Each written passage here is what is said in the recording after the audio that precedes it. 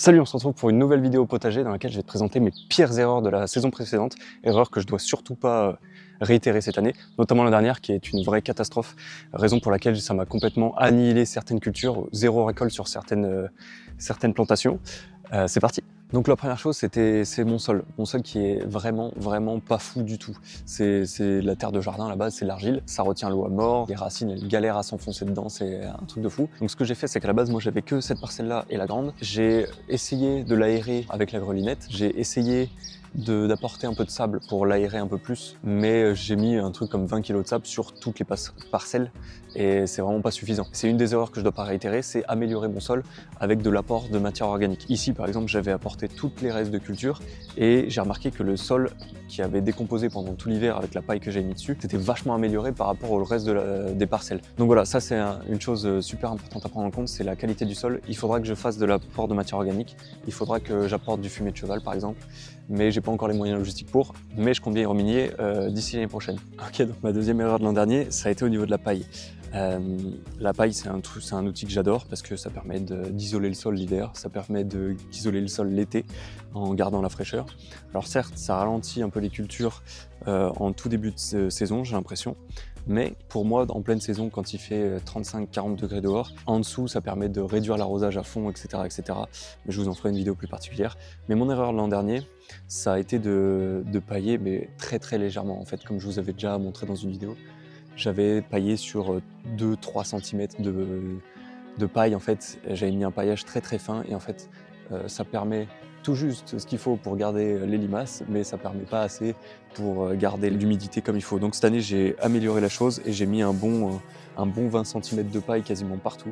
Et donc voilà, si tu as envie de travailler avec de la paille, n'hésite pas à en mettre vraiment des quantités astronomiques. On a tendance à vouloir faire un peu des économies de bout de chandelle, mais en fait là-dessus, il faut vraiment pas hésiter, il faut y aller à fond. Elle est en train de tomber en morceaux cette serre là. Il y a qui va.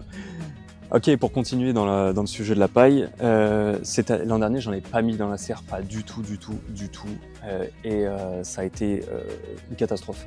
Une catastrophe dans le sens où ça m'a explosé les kénopodes. D'ailleurs, merci beaucoup à tous ceux qui ont commenté la dernière vidéo et qui m'ont expliqué ce que c'était ces petits trucs qui poussaient un peu partout dans ma serre.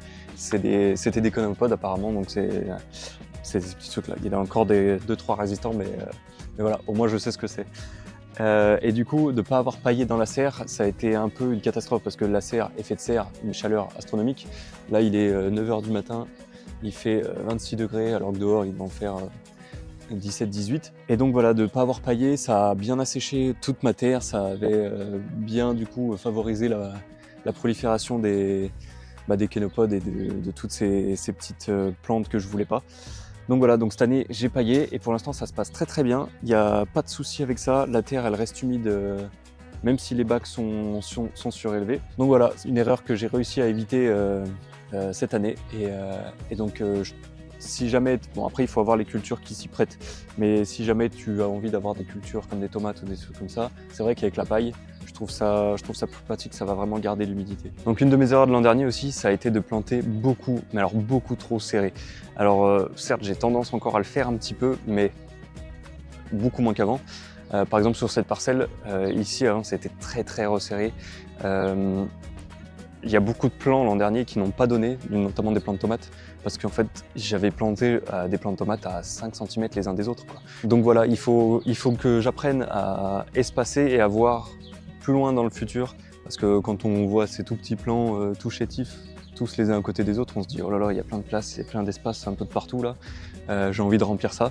Et en fait il faut s'imaginer le plan déjà grand et se dire alors là il devrait prendre tant de place. Du coup, forcément, là, il ne faut pas que je plante trop près, il ne faut pas que je plante trop loin. Mais bon, j'ai eu tendance à le faire encore un petit peu ici, je vais vous montrer. Donc là, comme vous voyez, j'ai planté vraiment serré. Là j'ai un plant de courgettes. Ici, j'ai un plant de potiron. Là derrière, j'ai un autre plant de courgettes. Au fond, là-bas, j'ai encore un plant de potiron. À gauche, tout au fond, c'est un plant de pastèque. Là, j'ai 3 plants de tomates qui sont sur ce trépied, j'ai du maïs, j'ai des betteraves, là j'ai encore un plant de tomates, là j'ai deux tournesols et ici encore un plant de melon. Mais ça m'emmène, du coup, ça me rebondit sur ma prochaine erreur, c'est du fait de rien vouloir jeter, mais alors absolument rien. Dès que j'ai un plan, il faut que je le plante, il faut que je le mette, sinon je me sens pas bien. Et c'est un peu à cause de ça que cette parcelle-là se retrouve comme ça, parce que j'ai pas voulu me séparer, parce que je me suis dit, oh là là, si je jette, ça va être peut-être une perte, et ça se trouve c'est ce plan-là qui allait le plus donner, alors du coup j'aurai de la perte de production, machin. Et après on rentre vite dans une spirale. Donc ça c'est un truc qu'il faut que j'apprenne à faire aussi, c'est me débarrasser des plantes dont j'ai pas besoin, et même si j'ai plus de place, bah tant pis, c'est pas grave. N'hésite pas à me dire en commentaire les pires erreurs que toi t'as pu réaliser, comme ça on pourra ne pas les reproduire ensemble. Aïe, oh, je me suis pris une brique. Du coup, dans la serre l'an dernier, ici, donc sur la même espace, aujourd'hui il y a 1, 2, 3, 4, 5, 6, 7, 8, 9, 10. Il y a 10 plants de tomates et un petit plant de courges. Voilà, encore une preuve, ça me restait, donc je l'ai mis. Donc vous voyez là pour l'instant, ils sont bien, ils sont assez espacés, ils sont aérés, machin, etc. Ici l'an dernier, j'avais mis 20 plants de tomates et 10 plants de concombres. Voilà. Donc autant vous dire que ça avait pas très bien marché. Enfin, j'avais eu des tomates forcément, mais j'ai eu beaucoup de plants en fait qui sont morts, qui n'ont pas réussi à bien se développer, qui étaient beaucoup plus en galère que les autres. Tiens, je vois ça, hop, je me l'enlève, celui-là aussi. Et donc là, maintenant, c'est plus aéré, j'ai réussi à corriger le tir, donc ne pas planter trop serré. J'avais eu pas mal de maladies aussi, et du coup, tous mes plants avaient été malades, ça avait été une catastrophe. Mais voilà, aujourd'hui, j'ai réussi à sectoriser tout ça, et ça se porte plutôt pas mal. Ok, donc dans un même esprit d'impatience, j'ai envie de dire, une des erreurs que je faisais aussi, c'était de récolter beaucoup trop tôt, au niveau des pommes de terre, et aussi au niveau des patates douces.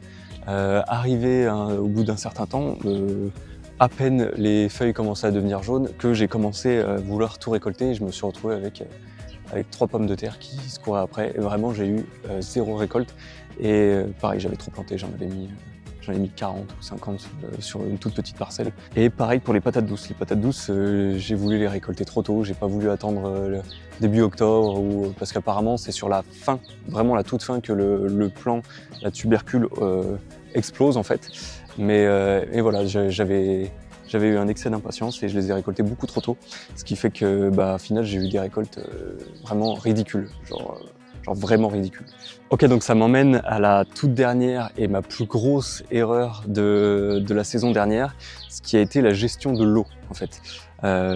Donc c'était un peu la mode aussi de regarder, j'ai pas besoin d'arroser, machin.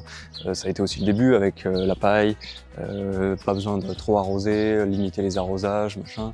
Après on a tout l'effet écologique de il faut pas trop arroser, oui vous comprenez, c'est pour la planète, machin. Bon, quand on voit que les stades sont arrosés tous les jours avec des centaines de milliers de litres d'eau, j'ai vu ça l'autre jour, ça m'a un peu refroidi. En fait, ça m'a un peu fait réfléchir sur les actes de chacun. C'est vrai qu'on nous demande à chacun d'être prudent pour le bien de tous, mais finalement, les grosses entreprises se gênent pas particulièrement. Donc je vois pas pourquoi moi je devrais me gêner, sachant que c'est pour quelque chose de plus sain. Donc voilà, déjà la gestion de l'eau, très important, on va recentrer le sujet. La gestion de l'eau, notamment liée à la météo.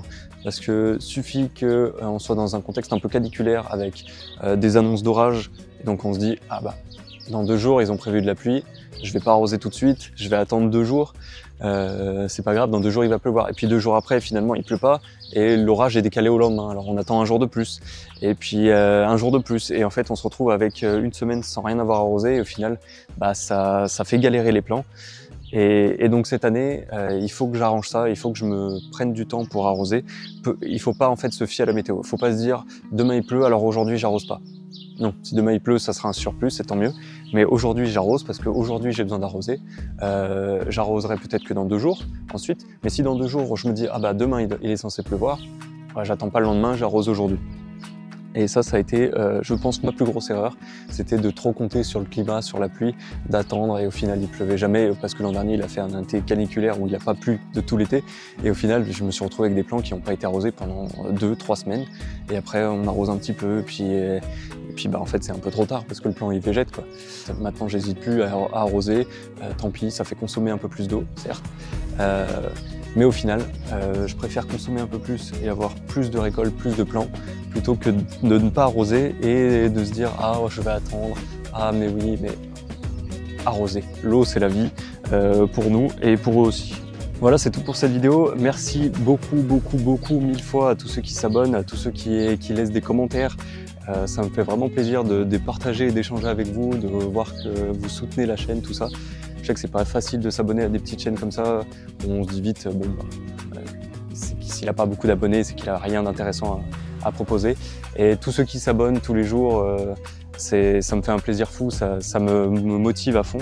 Donc vraiment, je voulais vraiment encore vous remercier.